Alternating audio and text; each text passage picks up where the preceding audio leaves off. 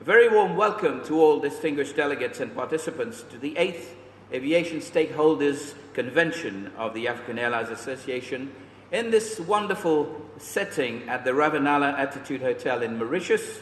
The event is proudly hosted by Air Mauritius, who were the official carrier also of this event.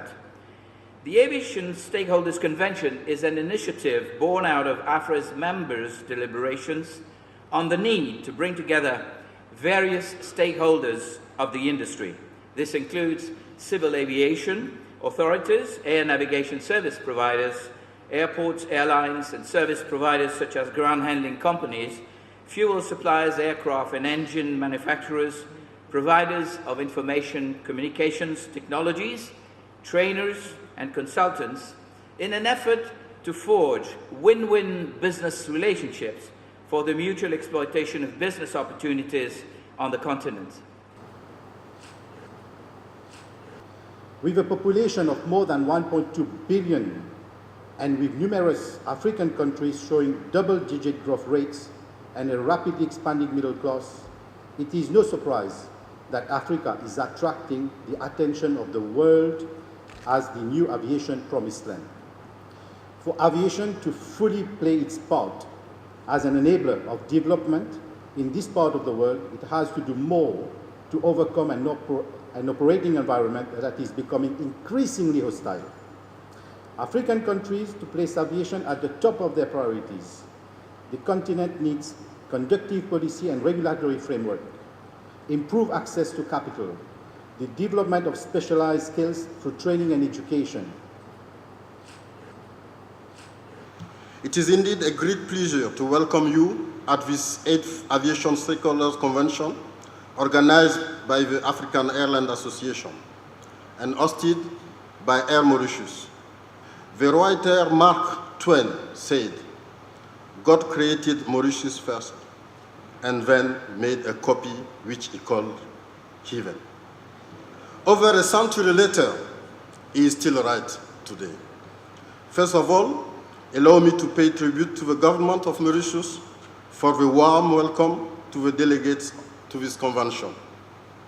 It is a great pleasure to be in Mauritius, a safe, peaceful, touristic, and wonderful island.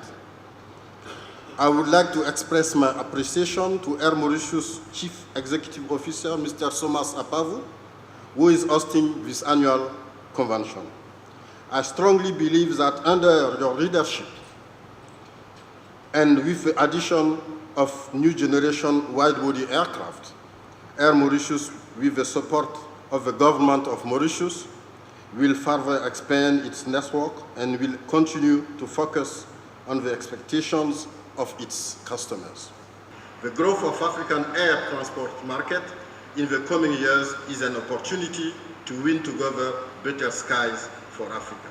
Let us contribute to the African economic integration through a sustainable air transport system.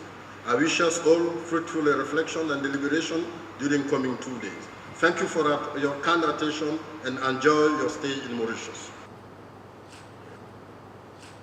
I am delighted to be here on the 8th AFRAA Aviation Stakeholders Convention, representing the Regional Vice President of IATA, Mr.